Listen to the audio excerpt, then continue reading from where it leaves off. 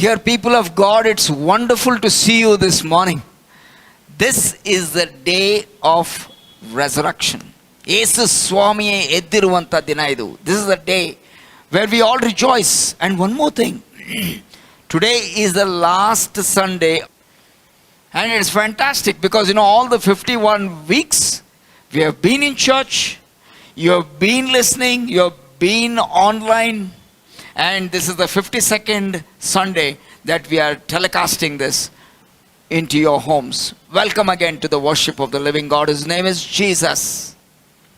ಕರ್ತನಲ್ಲಿ ಪ್ರೀತಿಯ ದೇವಜನರೇ, ಸಭಾಪಾಲಕರು ಈಗಾಗಲೇ ಹೇಳಿದಂತೆ ಕೊನೆ ಭಾನುವಾರಕ್ಕೆ ದೇವರು ನಮ್ಮನ್ನು ನಡೆಸಿಕೊಂಡು ಬಂದಿದ್ದಾನೆ. ಹೌದು, ಮೋಶೆ ಬರೆದಿದ್ದು ನಿಜ. ಏನು? ನಮ್ಮ ದಿನಗಳು ಕಷ್ಟ ಸಂಕಟಗಳೇ ಅದರ ಆಡಂಬರ. ಈ 2023ನೇ ಇಸವಿಯಲ್ಲಿ ಅನೇಕ ಸುಖದ ದಿನಗಳನ್ನು ನೋಡಿದ್ದೇವೆ, ದುಃಖದ ದಿನಗಳನ್ನು ನೋಡಿದ್ದೇವೆ, ನಿರಾಸೆಯ ದಿನಗಳನ್ನು ನೋಡಿದ್ದೇವೆ, ಬೇಜಾರಿನ ದಿನಗಳನ್ನು ನೋಡಿದ್ದೇವೆ.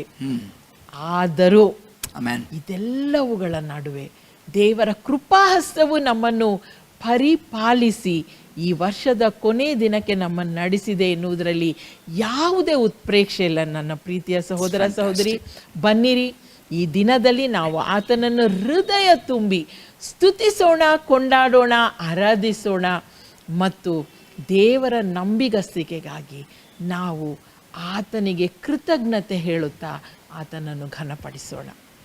ಸಭಾಪಾಲಕರು ಈ ದಿನದ ಆರಾಧನೆಯನ್ನು ಪ್ರಾರ್ಥನೆಯೊಂದಿಗೆ ಪ್ರಾರಂಭಿಸಲಿಕ್ಕಿದ್ದಾರೆ. ಪ್ರಾರ್ಥನೆ ಮಾಡಿಕೊಳ್ಳೋಣ. ಜೀವ ಸ್ವರೂಪನಾಗಿರುವ ನಮ್ಮ ತಂದೆಯಾದ ದೇವರೇ, ನಮ್ಮ ರಕ್ಷಕನಾಗಿರುವ ಯೇಸು ಸ್ವಾಮಿಯ ಪರಿಶುದ್ಧಾತ್ಮ ದೇವರೇ, ನಿನ್ನ ತ್ರೇಕ ಘನವುಳ್ಳ ನಾಮಕ್ಕೆ ಸ್ತೋತ್ರ ಉಂಟಾಗಲಿ. ದೇವಾ, ನೀನು ದೊಡ್ಡವನು, ಶ್ರೇಷ್ಠನು ಕರ್ತನೆ. ಇವತ್ತು ಈ ಸಮಯದಲ್ಲಿ 52ನೇ ಭಾನುವಾರಕ್ಕೆ, ಇವತ್ತು ವರ್ಷದ 2023ನೇ ವರ್ಷದ ಕೊನೆ ದಿನವಾಗಿದೆ ಕರ್ತನೆ. ಇವತ್ತು ನಿನ್ನ ಕೃಪೆಯಿಂದ ನಾವಿಲ್ಲಿ ಬಂದಿದ್ದೇವೆ. ನಿನ್ನ ಕೃಪೆಯಿಂದ ನಾವು ಹಾಡುಗಳನ್ನು ಕೇಳಿಸ್ಕೊಂಡಿದ್ದೇವೆ, ನಿನ್ನನ್ನು ಕೊಂಡಾಡಿದ್ದೇವೆ ಕರ್ತನೆ, ನಿನ್ನನ್ನು ಆರಾಧಿಸಿದ್ದೇವೆ ಕರ್ತನೆ. ಇವತ್ತು ಈ ಸಮಯದ ಪ್ರತ್ಯೇಕವಾಗಿ ಬಾ ಕರ್ತನೆ, ನಿನ್ನೊಂದಿಗೆ ಮಾತನಾಡುವಂಥ ಕೃಪೆಯನ್ನು ಪ್ರಾರ್ಥನೆಯಲ್ಲಿ ಕೊಡ್ತಿ. ನೀನು ಮಾತನಾಡುವಾಗ ನಿನ್ನ ವಾಕ್ಯದ ಮುಖಾಂತರ ಮಾತನಾಡ್ತಿ. ಮಹಿಮೆ ನಿನಗುಂಟಾಗಲಿ. ಬಂದಿರುವಂತೆಲ್ಲ ಪ್ರಿಯ ನೀನು ಆಶೀರ್ವದಿಸು. ಯೇಸು ಸ್ವಾಮಿ ಪರಿಶುದ್ಧ ನಾಮದಲ್ಲಿ ಬೇಡಿದ್ದು ನಮ್ಮ ತಂದೆ, ಆಮೆನ್.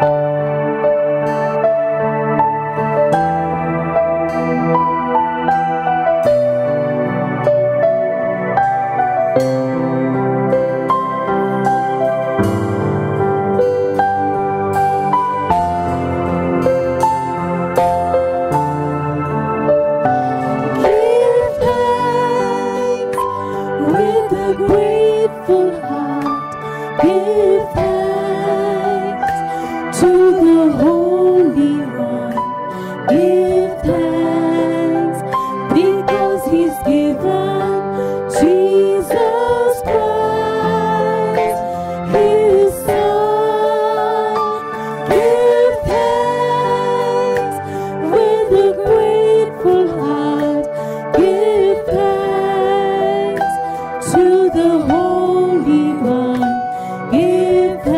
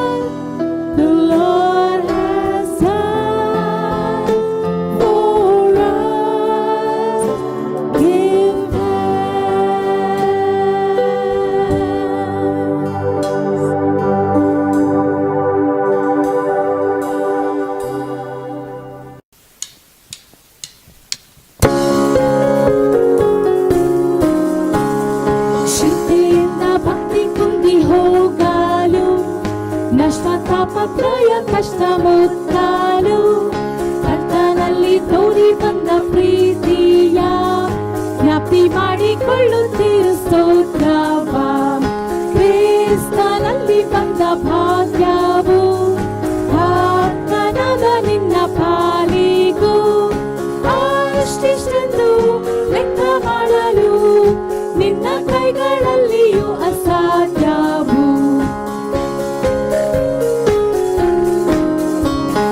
ರತ್ನ ಚಿನ್ನ ಬೆಳ್ಳಿ ಲೋಕದವರು ಕೂಡಿಸಿಟ್ಟು ತುಂಬ ನಂದ ಪಡ್ಬಾರು. ಅವು ಸ್ವಲ್ಪ ಕಾಲ ಮಾತ್ರ ಬರ್ಬಾವು, ಯೇಸು ಕೊಟ್ಟ ಭಾಗ್ಯವೆಂದು ಹೋಗಾದು. ಕ್ರಿಸ್ತನಲ್ಲಿ ಬಂದ ಭಾಗ್ಯವು ಭಕ್ತನಾದ ನಿನ್ನ ಪಾಲಿಗೂ ಅಷ್ಟಿಷ್ಟೆಂದು ಲೆಕ್ಕ ಮಾಡಲು ನಿನ್ನ ಕೈಗಳಲ್ಲಿಯೂ ಅಸಾಧ್ಯವು.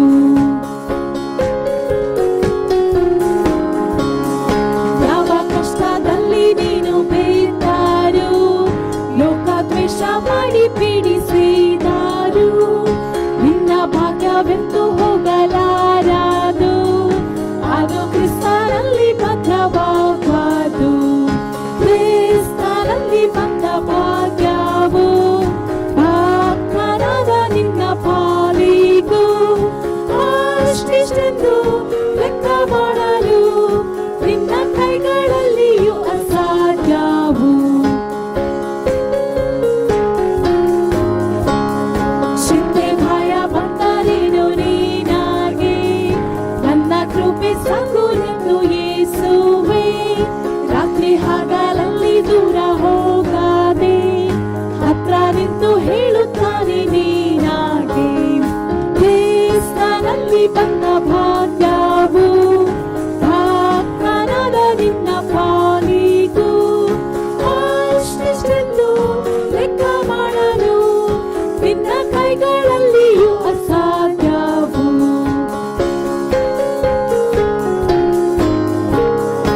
ಅಲ್ಪ ದೃಢನಾದೆ ನೀನು ಇದ್ದಾರೆ, ದೇವರ ಆಶೀರ್ವಾದ ಹೇಗೆ ಸಿಕ್ಕುತ್ತೆ. ಅಪನಂಬಿಕೆಲ್ಲ ಬಿಡು ಈಗಲೇ, ದೃಢನಾಗಿ ಬಾಳುತ್ತೀರು ಭಕ್ತರೇ. ಕ್ರಿಸ್ತನಲ್ಲಿ ಬಂದ ಭಾಗ್ಯವು ಭಕ್ತನಾದ ನಿನ್ನ ಪಾಲಿಗೂ ಅಷ್ಟಿಷ್ಟೆಂದು ಲೆಕ್ಕ ಮಾಡಲು ನಿನ್ನ ಕೈಗಳಲ್ಲಿಯೂ ಅಸಾಧ್ಯವು.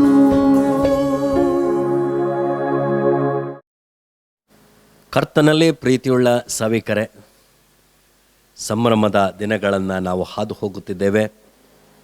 ಇವುಗಳ ಮಧ್ಯದಲ್ಲಿ ಆ ಸಂಭ್ರಮಕ್ಕೆ ಕಾರಣನಾದ ಕ್ರಿಸ್ತನನ್ನು, ಯೇಸುವನ್ನು ನಾವು ಮರೆಯುವುದು ಬೇಡ, ಬದಿಗಿರಿಸುವುದು ಬೇಡ, ಹಗುರ ಮಾಡುವುದು ಬೇಡ. ದೇವರು ತಾನೇ ಈ ಯೇಸುವನ್ನು ಅತ್ಯುನ್ನತ ಸ್ಥಾನಕ್ಕೆ ಏರಿಸಿದ್ದಾನೆ. ಎಲ್ಲ ಹೆಸರುಗಳಿಗಿಂತ ಶ್ರೇಷ್ಠವಾದ ಹೆಸರನ್ನು ಕೊಟ್ಟಿದ್ದಾನೆ. ಸ್ವರ್ಗ ಮರ್ತ್ಯ ಪಾತಾಳದಲ್ಲಿರುವವರೆಲ್ಲರೂ ಈತನಿಗೆ ಅಟ್ಟಬಿತ್ತು ಒಡೆಯನೆಂದು ಪ್ರತಿಜ್ಞೆ ಮಾಡಿ ತಂದೆಯಾದ ದೇವರನ್ನು ಘನಪಡಿಸುವರು. ಹಾಗಾದರೆ ಮರ್ತ್ಯಲೋಕದಲ್ಲಿರುವ ನಾವು ಈ ಯೇಸುವನ್ನು ಪ್ರಜ್ಞಾಪೂರ್ವಕವಾಗಿ, ಅರ್ಥಗರ್ಭಿತದಿಂದ, ಹೃದಯಪೂರ್ವಕವಾಗಿ ಅಟ್ಟಬಿದ್ದು ಈತನನ್ನು ಆರಾಧಿಸೋಣ, ಅರಿತವರಾಗಿ ಆರಾಧಿಸೋಣ. ದೇವರ ವಾಕ್ಯದ ಸಂದೇಶವನ್ನು ಕೇಳಿಸಿಕೊಳ್ಳುವುದಕ್ಕಿಂತ ಮುಂಚೆ ಪ್ರಾರ್ಥನೆಯೊಂದಿಗೆ ಸಿದ್ಧಗೊಳ್ಳೋಣ. ಪ್ರಾರ್ಥನೆ ಮಾಡಿಕೊಳ್ಳೋಣ. ಕರ್ತನೆ, ಕ್ರಿಸ್ತನ ಜ್ಞಾನದಲ್ಲಿಯೂ ಕೃಪೆಯಲ್ಲಿಯೂ ನಮ್ಮನ್ನು ಬೆಳೆಸು ಎಂದು ನಿನ್ನಲ್ಲಿ ಪ್ರಾರ್ಥಿಸುತ್ತೇವೆ. ನಿನ್ನನ್ನು ಅರಿಯುವುದೇ ಅತಿ ಶ್ರೇಷ್ಠವಾದದೆಂದು ಪೌಲನಿಗಿರುವಂಥ ಹಂಬಲ, ಆಶೆ, ಆಸಕ್ತಿ ನನಗೂ ಕೇಳುಗರಾದ ನಮ್ಮೆಲ್ಲರಿಗೂ, ವೀಕ್ಷಕರಾದ ಎಲ್ಲರಿಗೂ ಕೂಡ ದಯಪಾಲಿಸು.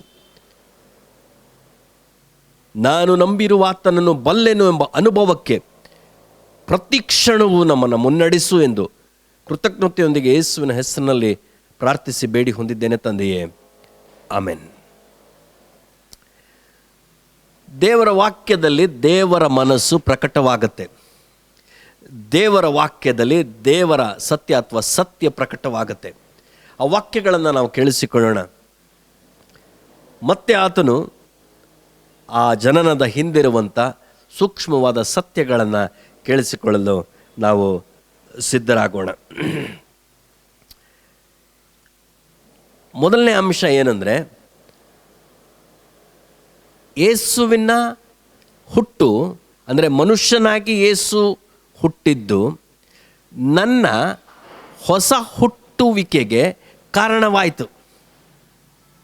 ನಾನು ಮತ್ತೆ ಹೇಳ್ತೀನಿ, his birth became a reason for my new birth. ಆತನ ಜನನ ನನ್ನ ಹೊಸದಾಗಿ ಹುಟ್ಟುವುದಕ್ಕೆ ಕಾರಣವಾಯಿತು. ಹೌದಲ್ಲವೇ? ನಾವು ನೋಡೋಣ ಹೇಗೆ ಅಂತ. ದೇವರ ವಾಕ್ಯ ಹೇಳುತ್ತೆ,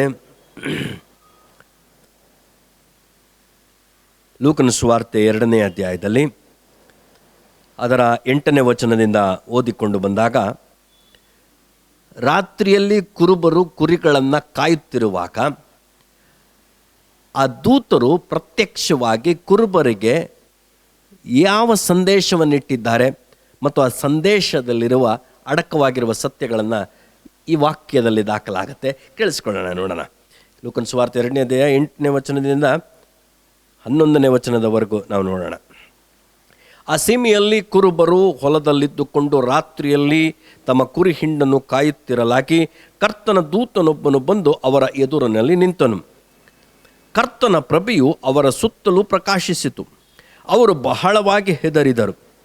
ಆ ದೂತನು ಅವರಿಗೆ, ಹೆದರಬೇಡ್ರಿ, ಕೇಳಿರಿ, ಜನರಿಗೆಲ್ಲ ಮಹಾ ಸಂತೋಷವನ್ನುಂಟು ಮಾಡುವ ಶುಭ ಸಮಾಚಾರವನ್ನು ನಿಮಗೆ ತಿಳಿಸುತ್ತೇನೆ. ಅದೇನೆಂದರೆ, ಈ ಹೊತ್ತು ನಿಮಗೋಸ್ಕರ ದಾವೀದನೂರಿನಲ್ಲಿ ಒಬ್ಬ ರಕ್ಷಕನು ಹುಟ್ಟಿದ್ದಾನೆ. ಆತನು ಕರ್ತನಾಗಿರುವ ಕ್ರಿಸ್ತನೇ ಎಂಬುದಾಗಿ. ಒಬ್ಬ ರಕ್ಷಕನು ಹುಟ್ಟಿದ್ದಾನೆ. ನೋಡಿ, ಭಾಳ ಆಶ್ಚರ್ಯ ಈ ಸಾಲುಗಳನ್ನು ಗ್ರಹಿಸಿಕೊಳ್ಳಲು. ಹುಟ್ಟುವಾಗಲೇ ರಕ್ಷಕನಾಗಿ ಹುಟ್ಟಿದ್ದಾನೆ.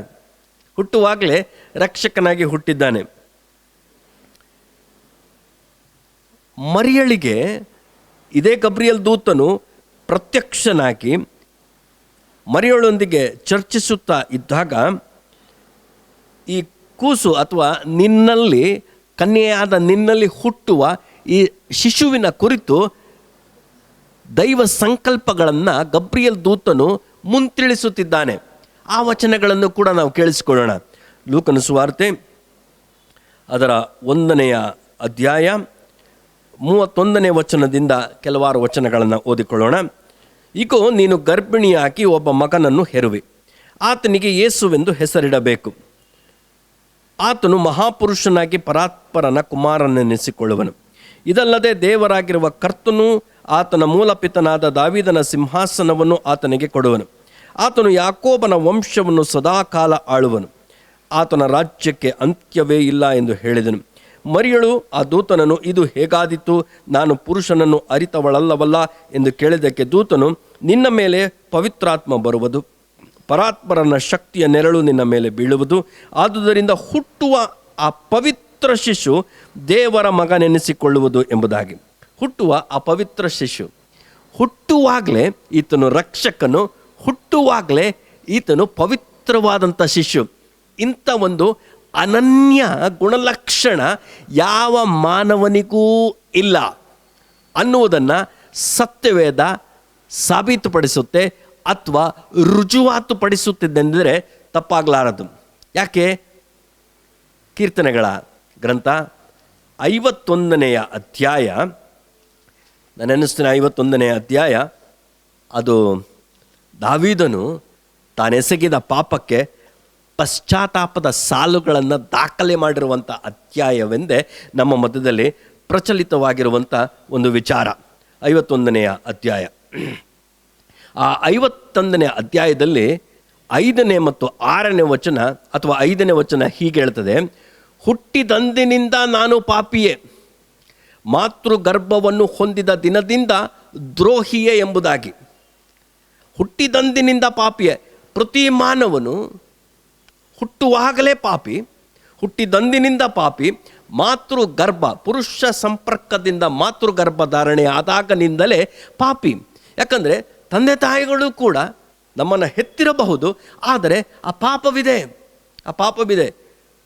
ಆದರೆ ಯೇಸುವಿನ ಹುಟ್ಟಿನಲ್ಲಿರುವಂಥ ವಿಶೇಷತೆ, ಅನನ್ಯ ಅನುಪಮವಾದ ಸಂಗತಿ ಏನಂದರೆ, ಈತ ಹುಟ್ಟುವಾಗಲೇ ಪವಿತ್ರವಾದ ಶಿಶು, ಪವಿತ್ರನಾಗಿಯೇ ಉಳಿದಿದ್ದಾನೆ, ಪವಿತ್ರನಾಗಿಯೇ ಶಿಲುಬೆಯನ್ನು ಏರಿರುತ್ತಾನೆ ಮತ್ತು ಪವಿತ್ರವಾಗಿಯೇ ಪ್ರಾಣವನ್ನು ಬಿಟ್ಟಿರುತ್ತಾನೆ, ಸಮಾಧಿಗೆ ಸೇರಿರುತ್ತಾನೆ. ಆದ ಕಾರಣ ತಂದೆಯಾದ ದೇವರು ಈತನನ್ನು 3ನೆಯ ದಿವಸದಲ್ಲಿ ಎಬ್ಬಿಸಿದ್ದಾನೆ. ಹಾಗಾದರೆ ಈತನು ರಕ್ಷಕನಾಗಿ ಹುಟ್ಟಿದ್ದಾನೆ. ನಾನು ಹೊಸದಾಗಿ ಹುಟ್ಟುವುದರ ಮೂಲಕ ಆ ರಕ್ಷಣೆಯನ್ನು ನನ್ನದಾಗಿಸಿಕೊಳ್ಳುವುದಕ್ಕೆ.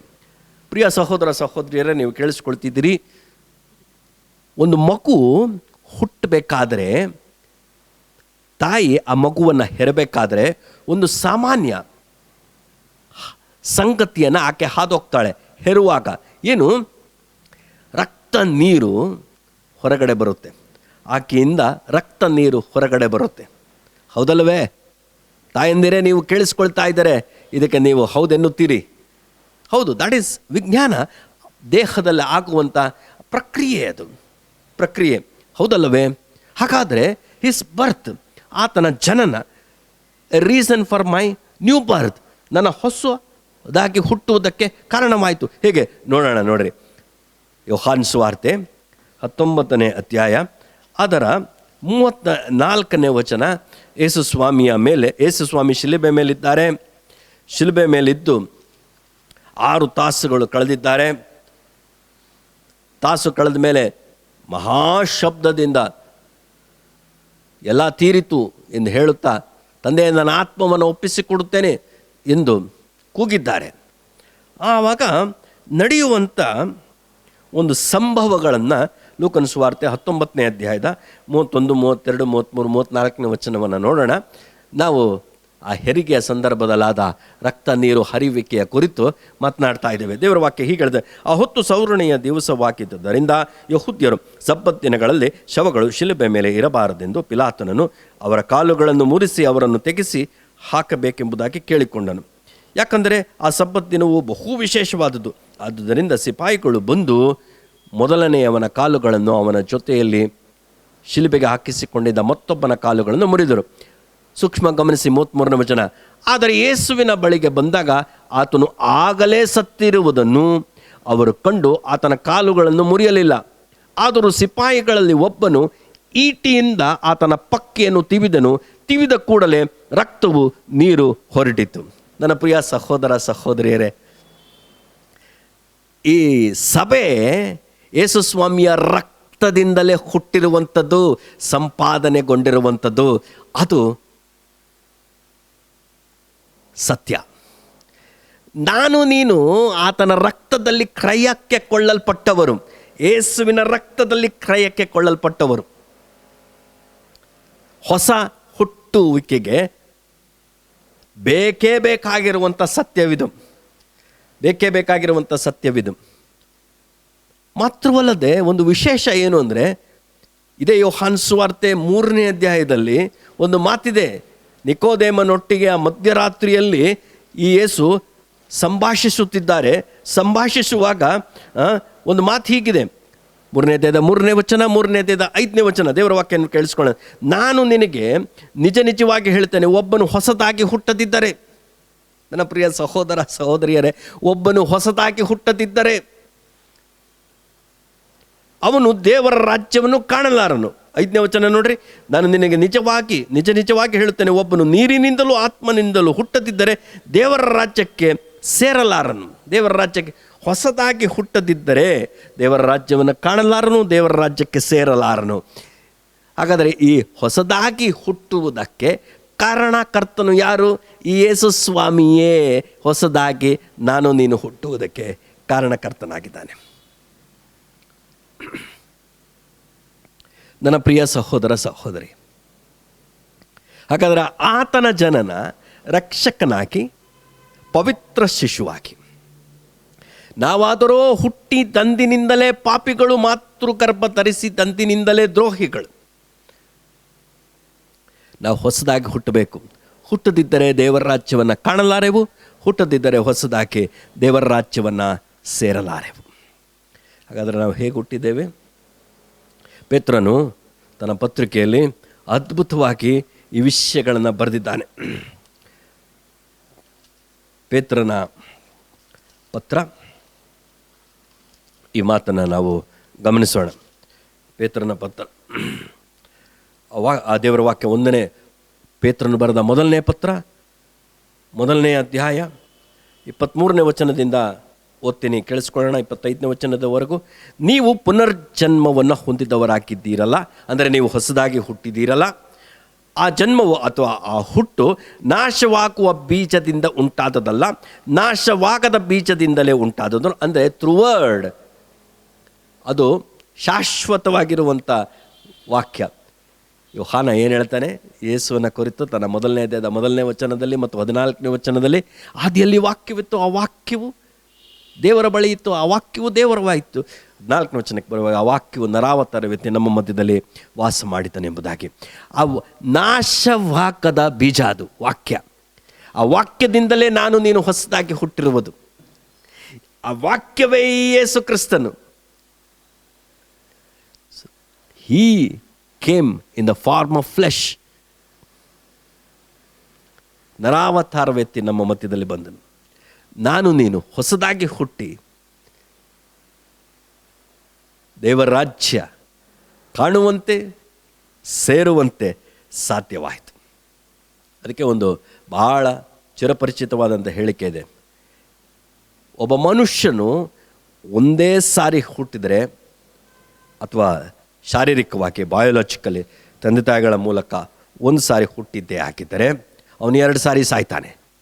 ಶಾರೀರಿಕವಾಗಿ ಸಾಯ್ತಾನೆ, ಆತ್ಮಿಕವಾಗಿಯೂ ದೇವರಿಂದ ದೂರ ಹೋಗಿ ಸಾಯ್ತಾನೆ, 2ನೇ ಮರಣ. ಅದೇ ಒಬ್ಬ ಮನುಷ್ಯನು 2 ಸಾರಿ ಹುಟ್ಟಿದರೆ ಹೇಗೆ? 1ನೇ ಸಾರಿ ಶಾರೀರಿಕ, 2ನೇ ಸಾರಿ ಆತ್ಮಿಕ. ಹೊಸದಾಗಿ ಹುಟ್ಟಿದರೆ ಅವನು ಒಂದೇ ಸಾರಿ ಸಾಯಿಸ್ತಾನೆ. 2ನೇ ಮರಣದ ಅಧಿಕಾರವು ಅಂಥವನ ಮೇಲೆ ಪ್ರಭಾವ ಬೀರುವುದೇ ಇಲ್ಲ. ನನ್ನ ಪ್ರಿಯ ಸಹೋದರ ಸಹೋದರಿಯರೇ, ಈತನ ಹುಟ್ಟು ರಕ್ಷಕನು, ಈತನ ಹುಟ್ಟಿನಲ್ಲಿಯೇ ಇವನು ಪವಿತ್ರನು. ಕಾರಣವಿಷ್ಟೇ, ಈತನು ನನ್ನ ಮತ್ತು ನಿನ್ನ ಹೊಸ ಹುಟ್ಟುವಿಕೆಗೆ ಕಾರಣಕರ್ತನಾಗಿದ್ದಾನೆ. ನನ್ನ ಪ್ರಿಯ ಸಹೋದರ ಸಹೋದರಿಯರೇ, ಎಂಥ ಶ್ರೇಷ್ಠವಾದಂಥ ಸತ್ಯವು ಈ ಮಾತಿನಲ್ಲಿ ಅಡಕವಾಗಿದೆ. ನೋಡ್ರಿ, ಅಡಕವಾಗಿದೆ. ಹೌದು, ದೇವ ಸ್ವರೂಪನಾಗಿದ್ದವನು, ದೇವರಿಗೆ ಸರಿ ಸಮಾನನಾಗಿದ್ದವನು ಎಂಬುದಾಗಿ ಈ ಯೇಸುವಿನ ಕುರಿತು, ಅವರ ಪೂರ್ವಸ್ಥಿತಿಯನ್ನು ಕುರಿತು ಪೌಲನು ಫಿಲಿಪ್ಪಿ ಗ್ರಂಥದಲ್ಲಿ ಅದನ್ನು ದಾಖಲಿಸ್ತಾನೆ. 2ನೇ ಅಧ್ಯಾಯವನ್ನು ನಾವು ಓದೋಣ. ಫಿಲಿಪ್ಪಿ ಅವರಿಗೆ ಬರೆದ ಪತ್ರ 2ನೇ ಅಧ್ಯಾಯ, ಆ ಮಾತನ್ನು ನಾವು ಓದ್ಕೊಳ್ಳೋಣ. 2ನೇ ಅಧ್ಯಾಯ 6ನೇ ವಚನದಲ್ಲಿ ಯೇಸು ಕ್ರಿಸ್ತನ ಕುರಿತು ಬರೆದಂಥ ಮಾತುಗಳು. ಆತನು ದೇವ ಸ್ವರೂಪನಾಗಿದ್ದರು, ಅಂದರೆ ಈ ವಾಸ್ ಡಿವೈನ್ ಗಾಡ್, ದೇವ ಸ್ವರೂಪನಾಗಿದ್ದರು. ದೇವರಿಗೆ ಸರಿ ಸಮಾನನಾಗಿರುವುದೆಂಬ ಅಮೂಲ್ಯ ಪದವಿಯನ್ನು ಬಿಡಲೊಲ್ಲೆನೂ ಎಂದೆಣಿಸದೆ ತನ್ನನ್ನು ಬರಿದು ಮಾಡಿಕೊಂಡು ದಾಸನ ರೂಪವನ್ನು ಧರಿಸಿಕೊಂಡು ಮನುಷ್ಯರಿಗೆ ಸದೃಶನಾದನು. ಹೀಗೆ ಆತನ ಆಕಾರದಲ್ಲಿ ಮನುಷ್ಯನಾಗಿ ಕಾಣಿಸಿಕೊಂಡಿದ್ದಾಗ ತನ್ನನ್ನು ತಗ್ಗಿಸಿಕೊಂಡು ಮರಣವನ್ನು, ಅಂದರೆ ಶಿಲುಬೆಯ ಮರಣವನ್ನಾದರೂ ಹೊಂದುವಷ್ಟು ವಿಧೇಯನಾದನು. ನನ್ನ ಪ್ರಿಯ ಸಹೋದರ ಸಹೋದರಿಯರೇ, ವಾಕ್ಯ ಹೇಗಿದೆ ಅಂದರೆ, ಈತನು ಪರಲೋಕವಾಸಿ, ಅಂದರೆ ಭೂಮಿಗೆ ಬರುವುದಕ್ಕಿಂತ ಮುಂಚೆ, ಈತನು ಮನುಷ್ಯ ಆಕಾರದಲ್ಲಿ ಬರುವುದಕ್ಕಿಂತ ಮುಂಚೆ, ಮನುಷ್ಯಾವತಾರವನ್ನು ತಾಳುವುದಕ್ಕಿಂತ ಮುಂಚೆ ಈತನು ಪರಲೋಕವಾಸಿ, ದೇವರಿಗೆ ಸರಿ ಸಮಾನನಾಗಿರುವ ಪದವಿಯನ್ನು ಹೊಂದಿದವನು. ಅದರ ಕಾಲವು ಪರಿಪೂರ್ಣವಾದಾಗ ಈತನು ನರಮನುಷ್ಯನಾಗಿ ಕಾಣಿಸಿಕೊಂಡಿದ್ದಾನೆ. ಆಕಾರದಲ್ಲಿ ನರಮನುಷ್ಯನಾಗಿ ಈತನು ಕಾಣಿಸಿಕೊಂಡಿದ್ದಾನೆ. ಮತ್ತು ಇದರ ಉದ್ದೇಶವೇನು? ದೈವತ್ವವು ನರಮನುಷ್ಯನ ರೂಪ ಕಾಣಿಸಿಕೊಳ್ತದೆ. ನಿರೀಕ್ಷಣೆ ಇಲ್ಲದ ದೇವರಿಂದ ಸಂಬಂಧವನ್ನು ಪಾಪದ ನಿಮಿತ್ತ ಕಡಿದು ಹೋದಂಥ ಆ ಸಂಬಂಧವನ್ನು ಮತ್ತೆ ಪುನರ್ಸ್ಥಾಪಿಸುವುದಕ್ಕೋಸ್ಕರ ದೇವರಿಗೆ ಸರಿ ಸಮಾನನಾಗಿರುವಂಥ ಈ ಯೇಸು ನರಮನುಷ್ಯನಾಗಿ ಈ ಲೋಕದಲ್ಲಿ ಕಾಣಿಸಿಕೊಂಡು ನರಭಾವದಲ್ಲಿಯೇ ಪಾಪಕ್ಕೆ ಮರಣದಂಡನೆಯನ್ನು ವಿಧಿಸಿ ಶಿಲುಬೆ ಮರಣವನ್ನು ಹೊಂದುವಷ್ಟಾದರೂ ವಿಧೇಯನಾಗಿ ಪಾಪ ಪರಿಹಾರಕನಾಗಿ ನಂಬುವ ಪ್ರತಿ ನರಮನುಷ್ಯನಿಗೆ ವಿಶೇಷವಾದಂಥ ಪರಲೋಕದಲ್ಲಿ ಒಂದು ಸ್ಥಾನವನ್ನು ಕೊಟ್ಟಿದ್ದಾನೆ. ನೋಡ್ರಿ, ಅದಕ್ಕಾಗಿ ಈ ಯೇಸು ಸ್ವಾಮಿ ನರಾವತಾರವೆತ್ತಿದ್ದಾನೆ. ಅದಕ್ಕೆ ಅದೇ ಫಿಲಿಪ್ಪಿ ಗ್ರಂಥದಲ್ಲಿ ಒಂದು ಮಾತು ಹೀಗೆ ಬರೆಯಲ್ಪಟ್ಟಿದೆ, 3ನೇ ಅಧ್ಯಾಯದಲ್ಲಿ 19ನೇ ವಚನ ಮತ್ತು 20ನೇ ವಚನದ ಆ ಒಂದು ಸಂಗಮದಲ್ಲಿ ನಾವು ನೋಡ್ತೇವೆ. ನಾವಾದರೋ ಪರಲೋಕ ಸಂಸ್ಥಾನದವರು. ನೋಡಿ, ಯಾರ್ಯಾರು ಯೇಸು ಕ್ರಿಸ್ತನನ್ನು ನಂಬಿರುತ್ತಾರೋ ಅವರು ಭೂಮಿಗೆ ಸೀಮಿತವಾಗಿಲ್ಲ. ಈ ಪರಲೋಕದಿಂದ ಇಳಿದು ಬಂದು ನರನಾಗಿ ಬಂದವನು, ದೇವರ ಸರಿ ಸಮಾನವಾಗಿರುವ ಪದವಿಯನ್ನು ಬಿಟ್ಟವನು, ವಿಧೇಯನಾದವನು, ತಗ್ಗಿಸಿಕೊಂಡವನು, ಬರಿದಾದವನು, ಶಿಲುಬೆ ಮರಣವನ್ನು ಹೊಂದಿ ಯಾರ್ಯಾರು ಆತನನ್ನು ನಂಬಿದಾರೋ ಅವರು ಪರಲೋಕ ಸಂಸ್ಥಾನದವರಾದರು. ನನ್ನ ಪ್ರಿಯ ಸಹೋದರ ಸಹೋದರಿಯರೇ, ದೇವರ ಅಪ್ರತಿಮ ಪ್ರೀತಿ ಪ್ರಕಟವಾಗಿದೆ ನೋಡಿ.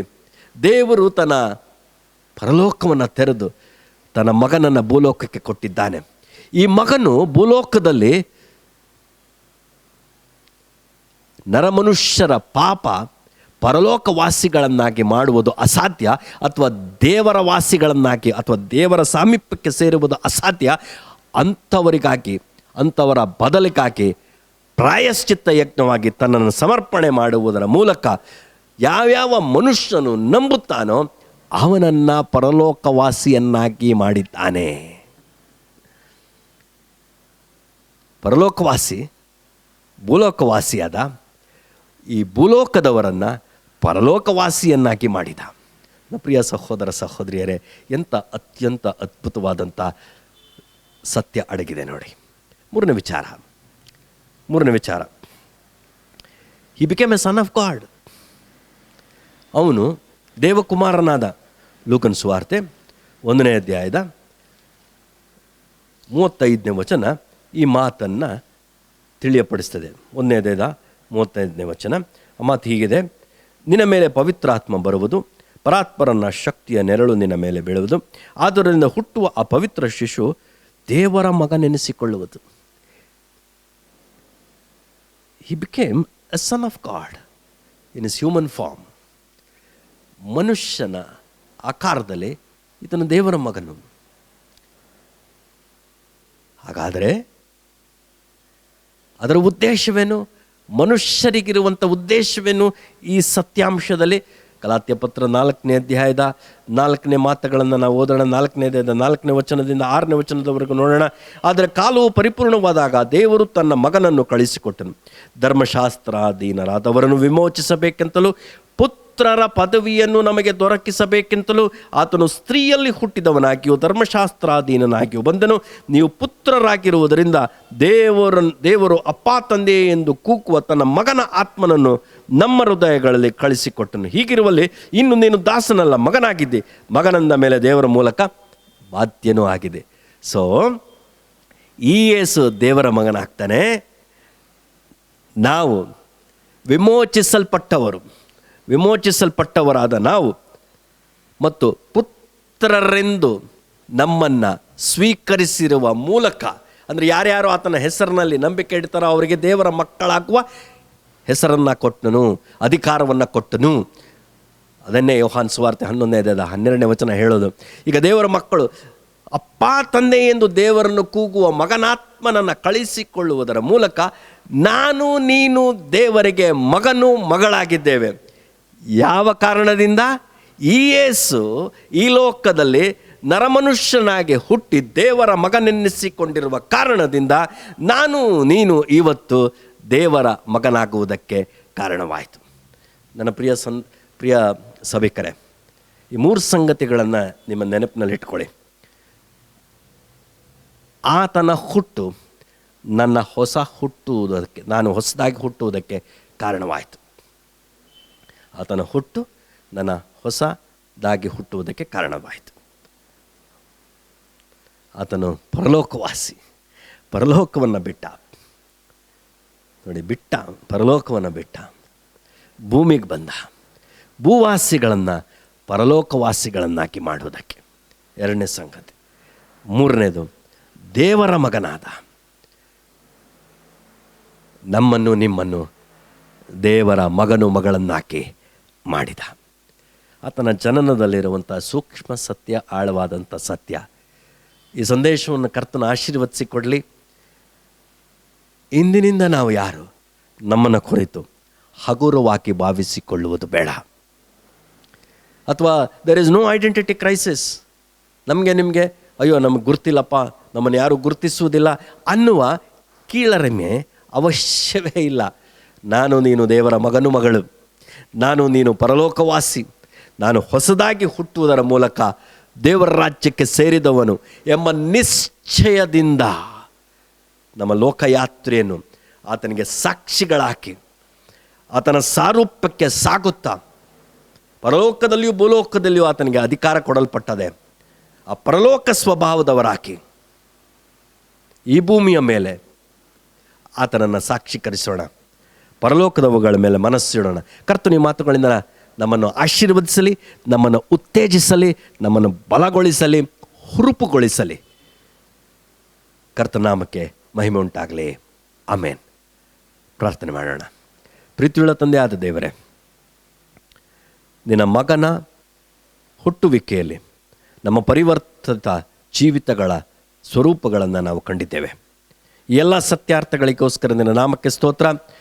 ಯಾರಾದರೂ ನಿರಾಶೆಯಲ್ಲಿದ್ದು ನಿರೀಕ್ಷೆ ಇಲ್ಲದವರಾಗಿದ್ದರೆ ಈ ನಿನ್ನ ಮಾತುಗಳು ಕರ್ತನೆ ನಮ್ಮನ್ನು ಎಚ್ಚರಿಸುವಂಥದ್ದು. ನಾವು ಕ್ರಿಸ್ತನಲ್ಲಿ ಏನಾಗಿದ್ದೇವೆ? ದೇವರ ಮಕ್ಕಳಾಗಿದ್ದೇವೆ, ದೇವರ ಮಗನಾಗಿದ್ದೇವೆ, ಪರಲೋಕವಾಸಿಗಳಾಗಿದ್ದೇವೆ, ಹೊಸದಾಗಿ ಹುಟ್ಟಿ ನಾವು ದೇವರ ರಾಜ್ಯಕ್ಕೆ ಸೇರಿದವರಾಗಿದ್ದೇವೆ. ಈ ಅಮೂಲ್ಯ ಸತ್ಯಾರ್ಥಗಳು ನಮ್ಮ ಹೃದಯಗಳಲ್ಲಿ ಇಂಗಿತವಾಗಿ ಬರೆಯಲ್ಪಟ್ಟವುಗಳಾಗಿ ಕ್ರಿಸ್ತನವರಾಗಿ ಈ ಲೋಕದಲ್ಲಿ ನಿನಗಾಗಿ ಜೀವಿಸಲು, ನಿನಗಾಗಿ ಸಾಕ್ಷಿಯಾಗಿರಲು ಸಹಾಯಿಸಬೇಕೆಂದು ಪವಿತ್ರಾತ್ಮನ ಮೂಲಕ ನಮ್ಮನ್ನು ಬಲಗೊಳಿಸು, ದೃಢಗೊಳಿಸು. ಮಹಿಮೆ ನೀನೊಂದು. ಯೇಸು ಕರ್ತನ ಹೆಸರಿನಲ್ಲಿ ಪ್ರಾರ್ಥನೆಯನ್ನು ಬೇಡಿ ಹೊಂದಿದ್ದೇನೆ ತಂದೆಯೇ, ಆಮೇನ್.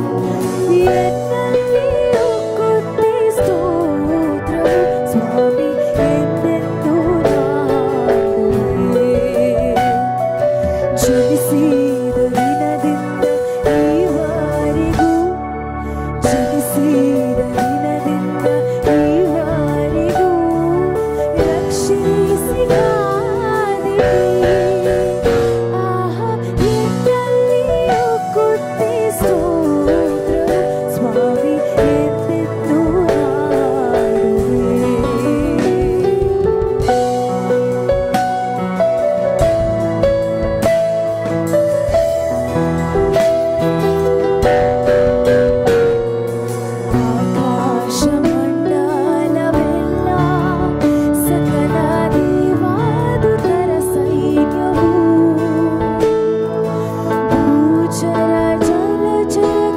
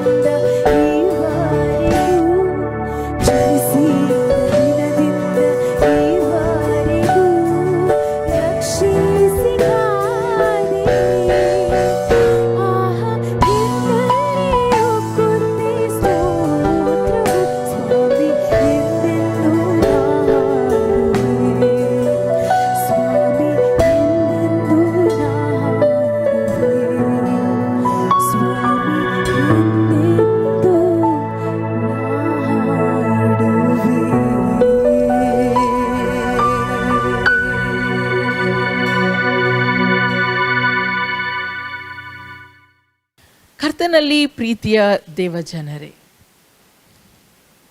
ಅದ್ಭುತವಾದ ಸಂದೇಶವನ್ನು ಕೇಳಿದ್ದೇವೆ. ಈ ದಿನಕ್ಕೆ ಬಹಳ ಸೂಕ್ತವಾದಂಥ ಒಂದು ಸಂದೇಶ. ದೇವರು ನಂಬಿಗಸ್ತನು, ಸತ್ಯವಂತನು. ಯೇಸುಸ್ವಾಮಿ ಹೇಳಿದ ಮಾತು, ನಾನೇ ಮಾರ್ಗವೂ ಸತ್ಯವೂ ಜೀವವೂ ಆಗಿದ್ದೇನೆ. ಸತ್ಯವಂತರು ಮಾತ್ರವೇ ನಂಬಿಗಸ್ತರಾಗಿರ್ಲಿಕ್ಕೆ ಸಾಧ್ಯ. ಆಮೆನ್. ನಂಬಿಗಸ್ತರು ಮಾತ್ರವೇ ಕೊಟ್ಟ ಮಾತನ್ನು ಉಳಿಸಿಕೊಳ್ಳುತ್ತಾರೆ. ನಂಬಿಗಸ್ತರು ಮಾತ್ರವೇ ಮಾತನ್ನು ಬದಲಾಯಿಸುವುದಿಲ್ಲ. ಅವರ ಸ್ವಭಾವವೂ ಬದಲಾಗುವುದಿಲ್ಲ. ಯಾಕಂದರೆ ನಂಬಿಗಸ್ತಿಕೆ ಅನ್ನುವುದು ಒಂದು ಸ್ವಭಾವ, ಅದು ದೈವಿಕ ಸ್ವಭಾವ. ನಮ್ಮ ದೇವರು ಈ ವರ್ಷವೆಲ್ಲ ನಮ್ಮನ್ನು ಕಾಪಾಡಿದ್ದರಲ್ಲಿ ನಾವು ಆತನ ಈ ಸ್ವಭಾವವನ್ನು ನಾವು ಅನುಭವಿಸಿದ್ದೇವೆ. ನಾವು ಬದುಕಿರುವುದು ಯೆಹೋವನ ಕೃಪೆಯಿಂದಲೇ. ಪ್ರೀತಿಯ ಸಹೋದರ ಸಹೋದರಿ, ಈ ದಿನದ ಉಳಿದ ಭಾಗವನ್ನು ದೇವರ ನಂಬಿಗಸ್ತಿಕೆಯ ಧ್ಯಾನ ಮಾಡುವುದರಲ್ಲಿ ಕಳೆಯಿರಿ ಎಂದು ನಾನು ನಿಮ್ಮನ್ನು ಕೇಳಿಕೊಳ್ಳುತ್ತೇನೆ. ದೇವರು ಮಾಡಿದ ಅನಂತ ಉಪಕಾರಗಳನ್ನು ನೆನಪು ಮಾಡಿಕೊಂಡು ಆತನಿಗೆ ಸ್ತೋತ್ರ ಹೇಳೋಣ. ಹೌದು, ನಿರಾಶೆಯ ದಿನಗಳಿದ್ದವು ನಿಜ, ದುಃಖದ ಸಂಗತಿಗಳು ನಡೆದು ಹೋದವೂ ನಿಜ. ಆದರೆ ಆ ದುಃಖದ ಸಮಯದಲ್ಲಿಯೂ ನಮ್ಮ ಕರ್ತನು ನಮ್ಮನ್ನು ತನ್ನ ಎದೆಗಪ್ಪಿಕೊಂಡು ನಡೆಸಿದ್ದಾನೆ ಎನ್ನುವುದನ್ನು ನಾವು ಮರೆಯುವುದು ಬೇಡ. ಈ ಕೂಟದ ಅಂತ್ಯದಲ್ಲಿ ಸಭಾಪಾಲಕರು ಪ್ರಾರ್ಥನೆಯಲ್ಲಿ ನಡೆಸುತ್ತಾರೆ ಮತ್ತು ನಿಮ್ಮನ್ನು ಆಶೀರ್ವದಿಸ್ತಾರೆ. ಕರ್ತನ ನಾಮದಲ್ಲಿ ತಲೆಬಾಗಿ ನಾವು ಪ್ರಾರ್ಥನೆಯಲ್ಲಿ ಒಂದಾಗೋಣ. ಆಶೀರ್ವಾದವನ್ನು ಹೃದಯ ತೆರೆದು ಸ್ವೀಕರಿಸೋಣ. ಬನ್ನಿ ಪ್ರಾರ್ಥನೆ ಮಾಡೋಣ. ಎಲ್ಲ ಸ್ತುತಿ ಸ್ತೋತ್ರಕ್ಕೆ ಯೋಗ್ಯನಾಗಿರುವ ನಮ್ಮ ಪರಮ ಪ್ರೀತಿಯುಳ್ಳ ತಂದೆ ಆದ ದೇವರೇ, ಈವರೆಗೆ ನಮ್ಮ ನಡೆಸಿದ್ಯಲ್ಲ, ಇದಕ್ಕಾಗಿ ಸ್ತೋತ್ರ. ಎರಡು ಸಂಗತಿಗಳು ಕರ್ತನೆ, ಇಡೀ ವರ್ಷವೆಲ್ಲ ನಮ್ಮೊಂದಿಗಿದ್ದಿ, ಈ ಕೂಟದಲ್ಲಿ ನಮ್ಮೊಂದಿಗಿದ್ದಿ, ಕೂಟದ ಅಂತ್ಯಕ್ಕೆ ಬಂದಿದ್ದೇವೆ. ಇವತ್ತು ಕರ್ತನೆ, ನಿನ್ನ ನಂಬಿಗಸ್ತಿಕೆಯ ವಿಷಯದಲ್ಲಿ ನೀನು ಎಷ್ಟು ಸತ್ಯವಂತನೆಂದು ನೋಡಿದ್ದೇವೆ. ನಮ್ಮನ್ನು ಕಾಯ್ದು ಕಾಪಾಡಿ ಈವರೆಗೆ ನಡೆಸಿದ್ಯಲ್ಲ, ನಿನಗೆ ಸ್ತೋತ್ರ ಉಂಟಾಗಲಿ. ಅಪ್ಪ ಯೇಸುವೆ, ನಿನ್ನ ಪರಿಶುದ್ಧವಾದ ರಕ್ತದಿಂದ ನಮ್ಮನ್ನು ತೊಳೆದು ನಮ್ಮನ್ನು ಇವತ್ತು ಶುದ್ಧ ಸಿದ್ಧಪಡಿಸಿದ್ದಕ್ಕಾಗಿ ನಿನಗೆ ಸ್ತೋತ್ರ. ಇವತ್ತು ಕರ್ತನೆ, ವಾಕ್ಯವನ್ನು ಕೇಳಿರುವಂಥ ಒಂದೊಂದು ವ್ಯಕ್ತಿಯನ್ನು, ಒಂದೊಂದು ಸಹೋದರ ಸಹೋದರಿಯನ್ನು, ಮಕ್ಕಳನ್ನು ಕೂಡ ನೀನು ಆಶೀರ್ವದಿಸು ಕರ್ತನೆ. ನಿರಾಶೆ ಆಗುವಂಥದ್ದೇ ಚಾನ್ಸ್ ಇಲ್ಲ ಇವತ್ತು ವಾಕ್ಯ ಕೇಳಿದ ಮೇಲೆ. ಯಾಕಂದರೆ ನಂಬಿಗಸ್ತನಾದ ದೇವರು ನಮ್ಮ ಮನೆಯಲ್ಲಿ, ನಮ್ಮ ಮನದಲ್ಲಿ ವಾಸ ಮಾಡ್ತಾ ಇದ್ದಾನೆ, ಸಭೆಗಳಲ್ಲಿದ್ದಾನೆ. ಕರ್ತನೆ, ನಿನ್ನ ನಾಮಕ್ಕೆ ಸ್ತೋತ್ರ ಉಂಟಾಗಲಿ. ಅಪ್ಪ, ಈ ಸಮಯದಲ್ಲಿ ನೀನು ಶೋಧನೆಯಿಂದ ಮಾತ್ರ ನೀನು ಬಿಡಿಸಿಲ್ಲ, ಶೋಧಕನಿಂದ ನಮ್ಮನ್ನು ಬಿಡುಗಡೆ ಕೊಟ್ಟಿದ್ದಕ್ಕಾಗಿ ನೀವು ಸ್ತೋತ್ರಿಸ್ತೇವೆ. ಮಹಿಮೆ ನಿನಗುಂಟಾಗಲಿ ಕರ್ತನೆ. ಈ ಒಂದು ಆರಾಧನೆಗೆ ಸೇರಿ ಬಂದಿರುವಂಥ ಪ್ರತಿಯೊಬ್ಬೊಬ್ಬರು ನೀನು ಆಶೀರ್ವದಿಸಿ ನಡೆಸು, ಬಲಪಡಿಸು. ಹಾಡಿರುವಂಥ ಸಹೋದರ ಸಹೋದರಿಯರನ್ನು, ವಾದ್ಯಗಳನ್ನು ಬಾರಿಸಿರುವಂಥ ಮತ್ತು ಅಷ್ಟೇ ಅಲ್ಲ ವಾಕ್ಯವನ್ನು ಕೇಳಿಸಿಕೊಂಡಿರುವಂಥ ಎಲ್ಲ ಪ್ರಿಯರನ್ನು ಆಶೀರ್ವದಿಸಿ ನಡೆಸಿ, ಬಲಪಡಿಸು. ಪ್ರಾರ್ಥನೆ ಕೇಳಿದ್ದು ಸ್ತೋತ್ರವಾಗಲಿ. ಈ ಪ್ರಾರ್ಥನೆಯ ಒಬ್ಬನೇ ರಕ್ಷಕನು ಕಾರ್ಯಕರ್ತನಾಗಿರುವ ಯೇಸು ಸ್ವಾಮಿಯ ಪರಿಶುದ್ಧ ಶ್ರೇಷ್ಠ ನಾಮದಲ್ಲಿ ಬೇಡಿ ಹೊಂದಿದ್ದು ನಮ್ಮ ಸ್ವರ್ಗೀಯ ತಂದೆ. ಆಮೆನ್. ಆಮೆನ್. ಅಂತ್ಯ ಆಶೀರ್ವಾದವನ್ನು ಹೊಂದಿಕೊಳ್ಳೋಣ. ಈಗ ನಮ್ಮ ಕರ್ತನಾಗಿರುವ ಯೇಸು ಕ್ರಿಸ್ತನ ಕೃಪೆಯು, ತಂದೆಯಾದ ದೇವರ ಪ್ರೀತಿಯು, ಪರಿಶುದ್ಧ ಆತ್ಮನ ಸಹವಾಸ, ಆತನ ಸಹಾಯ, ಆತನ ನಡೆಸುವಿಕೆ ನಮ್ಮ ಸಂಗಡ, ವೀಕ್ಷಿಸಿರುವಂಥ ಒಂದೊಂದು ಕುಟುಂಬದ ಸಂಗಡ, ವ್ಯಕ್ತಿಗಳ ಸಂಗಡ, ಸಹೋದರ ಸಹೋದರಿಯ ಸಂಗಡ, ಹೇಗೂ ಕ್ರಿಸ್ತನ ಸಭೆಯ ಸಂಗಡ ಈಗಲೂ ಎಂದಿಗೂ ಇರಲಿ. ಆಮೆನ್. ಆಮೆನ್.